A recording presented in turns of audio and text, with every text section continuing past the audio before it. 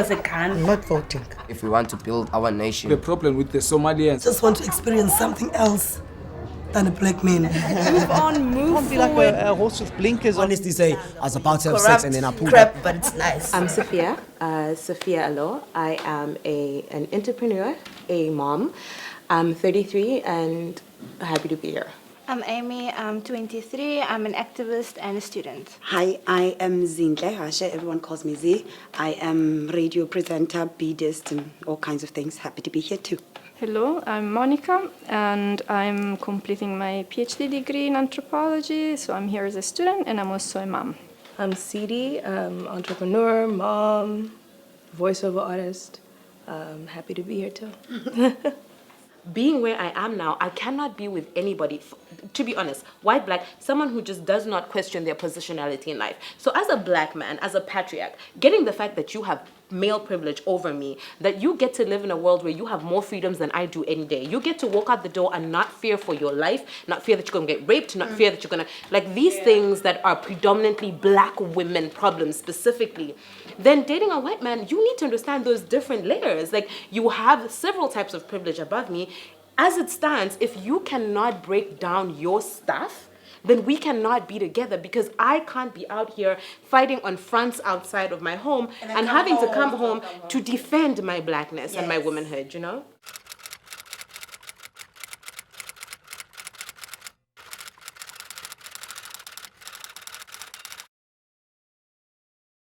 But this is the thing about being in an interracial relationship is that when you see all the stereotypical cards that you keep pulling out and you're trying not to, but it keeps getting, so you become the angry black woman at some point. You become Mammy at some point. And then, and then in the beginning I was Jezebel, you know, like I was wild and I was party fun and I was, you know, like I was all these women. Like I managed to be every single bloody stereotype in those 7 years. And it's not things that you're doing, it's just you understand that the world sees you a certain, or the white world sees you a certain way. And defend yourself in some way. When you find yourself constantly defending yourself, you fall in traps. You fall into, you know. And also just like the idea that I'm going to be touchy, because you don't think about it until you start realizing that there is so many microaggressions happening around you on a daily. People are making assumptions about you. People are not seeing you. People are saying things about other black people. People are refusing. Okay, that's the thing that would get to me when they say things about other black people because we're all white at the table. Yes, and I'm now in the group. Yes, I'm accepted because I'm with him. You're so this we can kind make of the black jokes with No, like, you no, can't you make the can't black do jokes. There's that. still a black person at the table. And if you're not gonna, because it was, you know, Germans, they'd make Jewish jokes in front of the black person. And I'm the think black that you're guy who's supposed going to to be like, laugh about okay, it. we're not laughing about this. Ne? And then suddenly we now realize, oh, black person at the table. You know what I mean? So I get that. And for me, that thing around the constant microaggressions, the most painful thing for me was a lack of acknowledgement of my feelings. Yeah. The idea that I was always overreacting. Yeah. I make everything about race, and people saying to me, can you just not be so emotional when you discuss this? I'm like, listen, this is the extent of privilege. You have the privilege not to feel this way. It's not your daily life. You can discuss it with your hands off. I don't get that privilege. Wow, I sit here chewing my And potato people and you get so discussing mad. me. Yeah, that's terrible. Because It really if you're a is. white woman walking into a black family, then you praise like red carpet, hello. Yeah. I know a white woman that didn't happen. So, okay, I told her as well that I'm really happy that it didn't, because I hate that you guys just are like, you're just women, you're just like us, they better make you kill a chicken. If I'm killing chicken, you got killed should chicken. kill a chicken. I'm just saying. So anyway, he says to her, oh, don't worry, my family will love you. They go to the beach, they go straight home after, this is a Tswana family. She's walking in there in the shorts and the bikini top, the family's like, you know those mamas that go, Yes. you know, that was her welcome. You know, that was her first, because With the he bikini, said, but now that's not okay though. because he said, it's fine, they understand, you're a white girl. Yeah, you're white, you guys. But Yeah. the family clearly didn't Yeah, feel so the that family was. was like, okay, that girl is disrespectful, that girl this and that girl that. in here, darn near naked. If you are a girlfriend and you come into a colored home with a But then bikini on afterwards, first time, after you're she gonna be learned- judged. But after she learned all of this, Any parent though. so she comes to me No and she parent complains. wants She to. says to me, but Lebo wants to take me home and they make me make tea for the whole family. Yeah, that's what we do. That's what we do, bitch. When you're gotta in make Makoti, tea. We you gotta wake make up a at the goddamn crack of tea, dawn so and yeah. that's what we do. The thing your I don't like clean about it, I house. feel like, you know, the white women, and I say this comfortably because the white women, it's almost like they expect that they'll be treated better, like by the family, by the man, so now when the mama acts the same way to me as she would to you, I'm like, That's equality there. That's some equality. Yeah. So I'm okay with it. I'm okay with that. Okay with them getting as hard a time as we are. Definitely. I love it, right then. I advocate hard times, eh? Not dowry. Yeah. Interestingly No. enough, on the flip side of that is that is the reason why I am not. I just like the whole idea of being with a patriarchal black man is not working for me because listen, I'm gonna say this. I'm not gonna be making tea for the whole family. Listen, I got things to do. Simple. The whole thing. I'm Sophia, not doing The whole this. thing is disrespectful. I was reading, like, just North Africa, what they whole do, thing is like what they do on your wedding day. Like it's your wedding day. You know the white people just put on the white dress. You're the star of the show.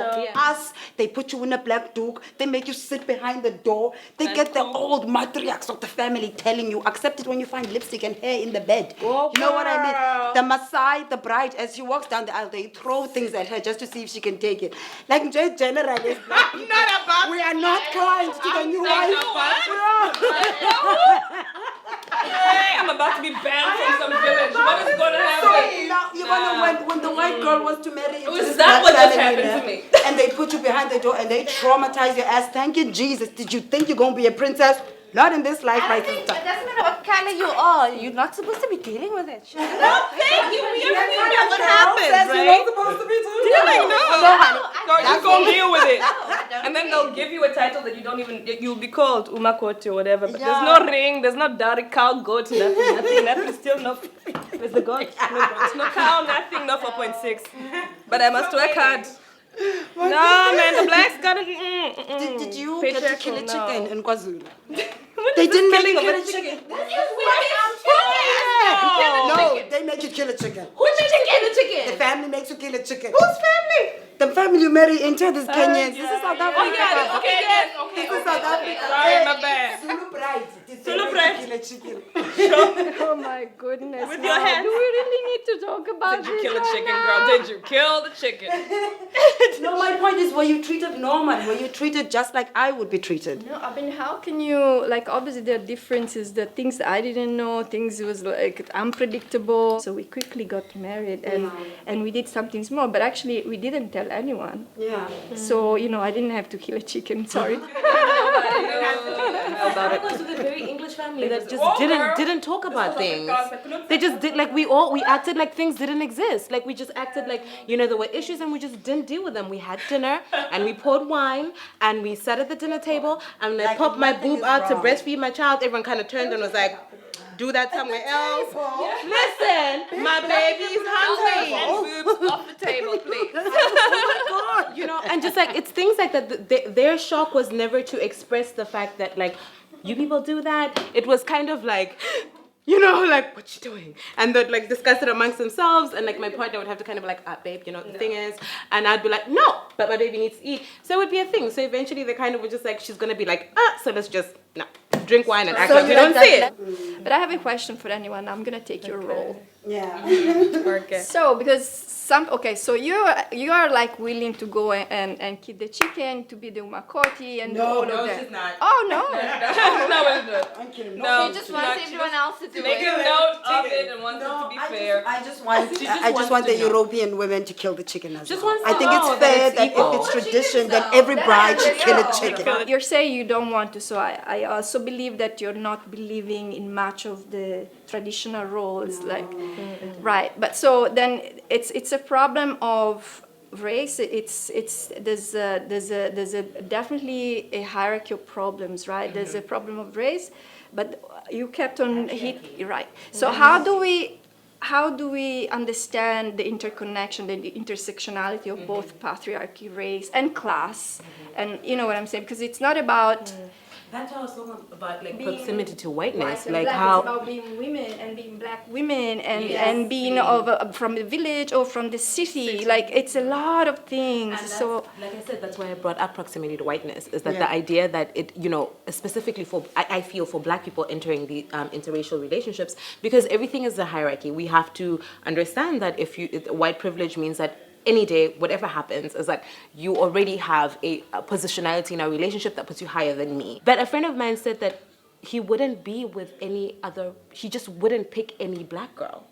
There has to be something about you that makes you acceptable to this interrelation. He wouldn't be out here just going after a black girl. He's going after a black girl who speaks a certain way, a black girl who has a certain background, a black girl who can, you know, merge into his world. Is it ever the black and white thing that brings us Yes, it up? was very much so. Really? Because it was uncomfortable with his family as well. Yeah. Like there's a denial about their own culture. They seem to be unaware that they are racist. Okay. They seem to be very unaware of it. I'll be sitting there watching news or somebody and they will like break down. Right. In their DNA, and I mean, same and as like the, I can say anger, and it's in ours as well. And sometimes it's not like a conscious front of your mind thing. It's there. So talking about the intersectionalities is that it has so many different layers, like interracial, like I know that people just bond because some people just bond, this is it, but there will always be questions in an relationship. There'll always be things we have to, I mean, beyond just what's on the surface, things we actually have to discuss and get past. there's a lot of really unconsciousness and that create all this. If we want to be like let's say politically correct, we can call it microaggression, but it's actually much more, right? But so there is that as a first level of the encounter, which is the white supremacy. But then there's also this other level. So I do, as a white woman, obviously also come from, as an educated, like my grandmother used to look at on the TV, there was, at the beginning of the 90s, there were some black presenters or like personalities on Italian TV. She would laugh. Oh my God, they look like a monkey. She would go, my grandmother. So, and in my family, you know, like my cousin has touched my husband here. Oh, look, and told his cousin to say, oh, look, you know, look. And I was petrified. You know, so there's all this going on, things like that are there. And I think the problem is really within white societies, particularly in this country we were talking here. So I'm not going to, you know, avoid the problem. That's the problem. So my also getting to an interracial relation is part of my misunderstanding or naivety, right? Taking for granted this white supremacy. My dream is happiness for everybody. Like, it sounds cheesy, but that really is what it is. My dream is for everyone to be honest, like this political correctness and politeness, to just stop already, and for people to be honest, then we can communicate better, honestly. My dream is